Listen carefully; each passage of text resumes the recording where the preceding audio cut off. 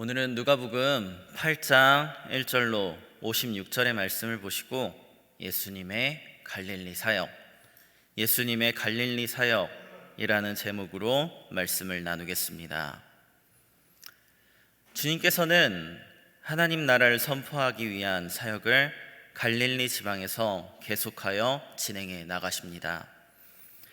주님께서 사역을 행하실 때에는 놀라운 이적이 함께 따랐습니다. 갈릴리 바다의 풍랑을 잠잠케도 하셨고, 귀신 들린 자를 낫게도 하셨고, 혈루병에 걸린 여인을 고치셨고, 회당장의 딸을 살리기도 하셨습니다. 이 모든 것은 유인들의 업적과 같이 매우 훌륭하고 놀랍고 좋은 일들이었지만, 우리 주님은 그저 좋은 일을 하기 위하여 사역들을 행하신 것이 아니었습니다. 우리 주님께서 행하신 하나님의 거룩한 일, 사역은 사람들에게 하나님의 뜻을 알리며 하나님의 나라를 선포하기 위함이었습니다. 오늘 말씀을 듣는 우리들 또한 주님의 사역을 바라보고 놀라며 감탄하는 것으로 그치는 것이 아니라 주님께서 전하고자 하셨던 하나님의 뜻과 하나님의 나라를 잘 알아 전하는 주님의 사역에 동참하는 자들이 되길 바랍니다. 우리 주님께서는 갈릴리의 사역을 계속하여 행하시면서 씨 뿌리는 자의 비유를 통해 하나님 나라의 비밀을 말씀하시지요. 먼저 본문 5절로 8절의 말씀을 함께 읽으시겠습니다. 본문 5절로 8절의 말씀을 함께 읽으시겠습니다. 씨를 뿌리는 자가 그 씨를 뿌리러 나가서 뿌릴새 더러는 길가에 떨어짐에 밟히며 공중의 새들이 먹어버렸고, 더러는 바위 위에 떨어짐에 싹이 났다가 습기가 없으므로 말랐고, 더러는 가시떨기 속에 떨어짐에 가시가 함께 자라서 기운을 막았고, 더러는 좋은 땅에 떨어짐에 나서 100배의 결실을 하였느니라. 이 말씀을 하시고 외치시되 들을 귀 있는 자는 들을지어다. 아멘. 주님께서는 이 비유를 말씀하신 후에 들을 귀가 있는 자는 들으라고 말씀하셨습니다. 그러나 이 비유를 이해하지 못한 제자들은 주님께 비유의 뜻을 구하였지요. 씨 뿌리는 자의 비유는 구원이라는 열매를 거두는 과정을 말씀하셨던 거였습니다. 주님의 비유에 따르면 말씀을 듣는 우리는 각기 다른 밭들입니다. 밭에는 길가, 돌짝밭, 가시밭, 좋은 땅이라는 네 가지 밭이 있는데, 이 말씀을 들으며 우리의 마음을 점검할 수 있게 됩니다. 길가밭과 같은 마음은 말씀의 씨가 마음의 밭에 떨어지나 그 뒤에 노력하는 마귀가 찾아와서 말씀을 빼앗아갈 때 아무런 저항 없이 말씀을 빼앗겨 구원의 열매를 거두지 못하게 되는 밭입니다. 혹시나 여러분들의 마음밭이 길가밭과 같이 마귀에게 노략당하여 말씀의 씨를 빼앗기는 상태에 놓여 있습니까? 깨어 기도하셔야 합니다. 그리고 주님의 은혜를 의지하여 마음밭을 다시 기경하셔야 합니다. 돌짝밭과 같은 마음은 말씀의 씨가 마음의 밭에 떨어진 후 잠시간 들을 때에는 말씀이 기쁘게 받아들여집니다. 그러나 돌짝밭과 같은 마음은 말씀의 씨앗이 깊게 심기우지 못해 뿌리가 없으므로 잠깐 믿어지다가 현실의 어려움이 오면 말씀을 믿음으로 지키지 못하고 떨어져 나가 구원의 열매를 거두지 못하게 되는 밭입니다. 혹시나 여러분들의 마음밭이 돌짝밭과 같이 말씀의 씨앗이 심기기는 하되 뿌리가 얕아 현실의 어려움을 만났을 때 말씀을 믿지 못함으로 믿음을 지키지 못하는 상태에 놓여 있습니까? 깨어 기도하셔야 합니다. 그리고 주님의 은혜를 의지하여 마음밭을 다시 기경하셔야 합니다. 가시밭과 같은 마음은 말씀의 씨가 마음의 밭에 심기되 인생의 근심과 재물의 유혹과 인생의 향락에 놀려 구원의 열매를 맺지 못하게 되는 밭입니다.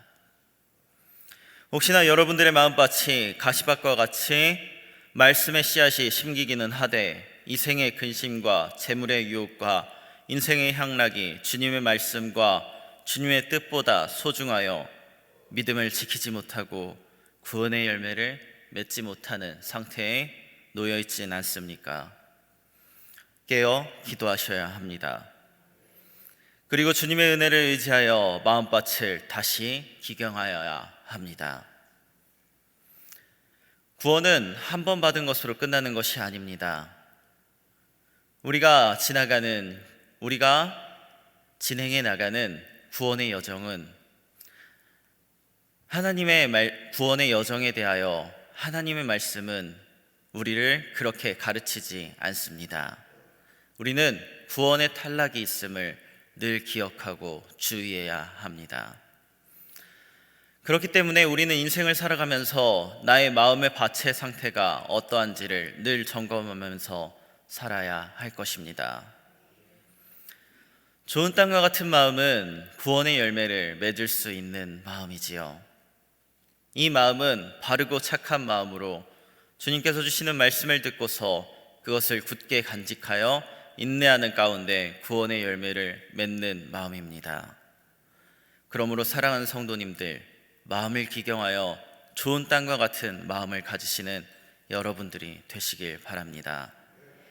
그러나 단번 좋은 땅의 마음을 갖는 데서 그치는 것이 아니라 굳게 간직하여 인내하고 하나님 나라에 가는 때까지 그 마음을 소유하여 구원의 열매를 거두시는 저와 여러분들이 되시길 바랍니다. 이후 주님께서는 작은 배를 타고 갈릴리 호수 저편으로 건너가게 되십니다. 그때 제자들과 주님은 사나운 갈릴리 바다의 풍랑을 만나게 되고 두려워 떠는 제자들의 모습을 목격할 수 있게 되지요. 우리 함께 본문 24절의 말씀을 읽으시겠습니다. 본문 24절의 말씀을 함께 보시겠습니다.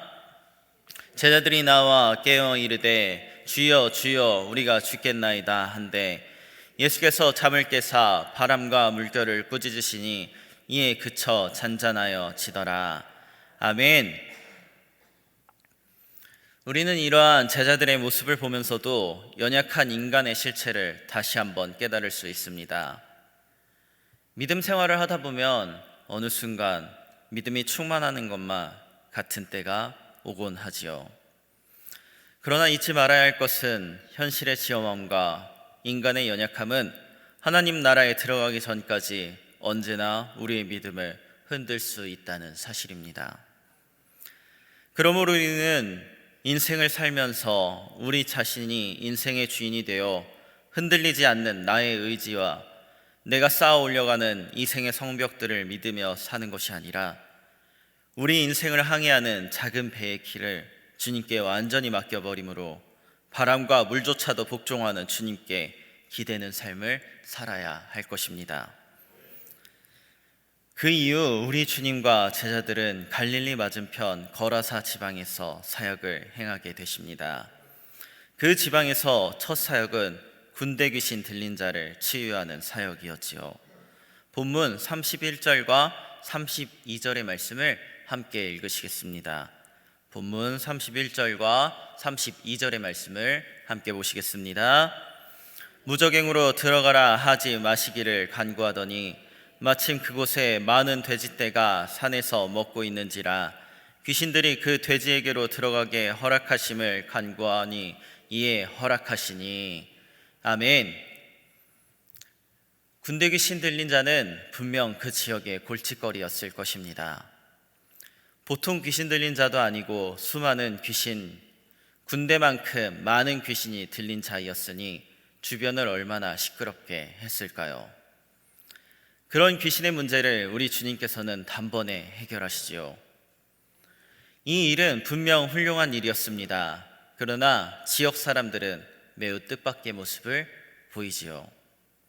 주님을 두려움으로 그 지역에서 떠나달라고 부탁을 한 것입니다. 주님은 축복을 가득 안고 그 땅에 임하셨으나 지역 사람들은 눈이 가리워져 주님께서 보이신 권능만을 두려워하며 자신들에게 임한 복의 근원 되신 주님을 알아보지 못하고 복을 제 발로 차버린 것입니다. 저와 여러분은 믿음의 눈을 바로 떠 주님께서 주시는 복을 제 발로 차버리는 사람들이 되지 않길 바랍니다. 마지막으로 주님께서는 혈루증을 앓던 여인과 회당장 야이로의 딸을 살리시는 이적 또한 행하십니다. 우리 함께 본문 44절과 54, 55절의 말씀을 함께 읽겠습니다. 본문 44절과 54, 55절의 말씀을 함께 읽겠습니다. 예수의 뒤로 와서 그의 옷가에 손을 대니 혈루증이 즉시 그쳤더라. 예수께서 아이의 손을 잡고 불러 이르시되 아이야 일어나라 하시니 그 영이 돌아와 아이가 곧 일어나거늘 예수께서 먹을 것을 주라 명하시니 아멘. 이 마지막 이적들에는 공통점이 있습니다. 믿음이 있는 자들에게 이러한 이적을 보이셨다는 것이지요. 혈루증을 앓던 여인은 12년을 고통 속에서 살았습니다. 너무 큰 고통에 겨워 모든 재산을 다 치료에 사용하여 의원을 찾아다녔지만 그 누구도 그녀의 불치병을 고치질 못했지요. 그러던 중 주님이 지나가시는 길에서 주님의 옷술에 손이라도 댄다면 자신의 병이 고쳐질 것이라는 믿음이 생겨 주님의 옷술에 손을 대었고 12년간 고치지 못했던 그녀의 병은 씻은 듯이 낫게 되었습니다. 회당장 야이로는 어떻습니까? 회당장이라는 권력을 지니고도 그는 딸이 죽어가는 것을 막지 못했습니다. 한 줄기 희망을 갖고 주님을 초청해가는 와중에 청천벽력 같은 소식 또한 듣게 됩니다. 딸이 결국 죽었다는 소식이었지요. 그 어느 누가 죽은 사람을 살릴 수 있겠습니까? 그러나 주님께서는 절망에 빠진 야이로에게 말씀하십니다. 두려워하지 말고 믿기만 하라. 그리하면 딸이 구원을 얻으리라. 이 얼마나 허무맹랑한 소리입니까? 그러나 야이로는 절망 속에서도 의지할 데 없어 주님을 의지하였을 것입니다. 그리고 주님께서는 이런 야이로의 연약한 믿음 또한 받으셨던 것 같습니다. 그리고 죽은 아이의 손을 잡으시고 달리다굼 아이야 일어나라 말씀하셨지요. 그렇게 회당장 야이로의 죽었던 아이는 살아나게 되었습니다. 주님께서는 우리의 믿음을 받으시고 일하십니다. 사랑하는 성도님들, 혹시나 이 생을 살아가는 와중에 어려운 일들을 마주하셨습니까? 내 능력으로는 도저히 극복할 수 없는 문제를 만나셨습니까? 어떻게 해결하시겠습니까? 일가 친척, 지인, 내가 할 수 있는 그 모든 수단을 동원하여 해결하고자 하더라도 그 능력이 미치지 못하는 문제라면 어떻게 하시겠습니까? 주님을 의지하시길 바랍니다. 해결 못한 문제가 생겼을 때 주님을 의지하시길 바랍니다. 믿음이 생기질 않으십니까? 믿음을 달라고 엎드려 구하시길 바랍니다. 주님께서 들으시고 응답하시며 문제를 해결하실 것입니다. 말씀을 정리합니다. 오늘 말씀에서 주님께서는 수많은 이적들을 행하시며 하나님 나라의 비밀 또한 말씀하셨습니다. 주님의 사역을 듣는 가운데 우리에게 어떠한 마음이 일어나야 하겠습니까? 신기하고 놀라운 일에 감탄만 하고 그쳐야 할까요? 나와는 관련이 없는 딴 세상의 일이다 관심이 없어야 할까요? 우리는 주님의 사역을 듣는 중에 우리 또한 주님의 사역에 동참하고자 하는 마음이 일어나야 할 것입니다. 주님께서 일하신 목적이 하나님의 뜻을 알리며 그분의 나라를 선포하는 것이었으니 말입니다. 그러므로 사랑하는 성도님들, 주님의 사역에 구경꾼이 되지 마시길 바랍니다. 우리 또한 주님께서 그러하셨듯이 하나님의 뜻을 잘 알아 전하고 오는 하나님의 나라를 전하며 주님의 사역에 동참하는 귀한 한 분 한 분의 사역자들이 되시길 간절히 소망합니다. 기도하겠습니다.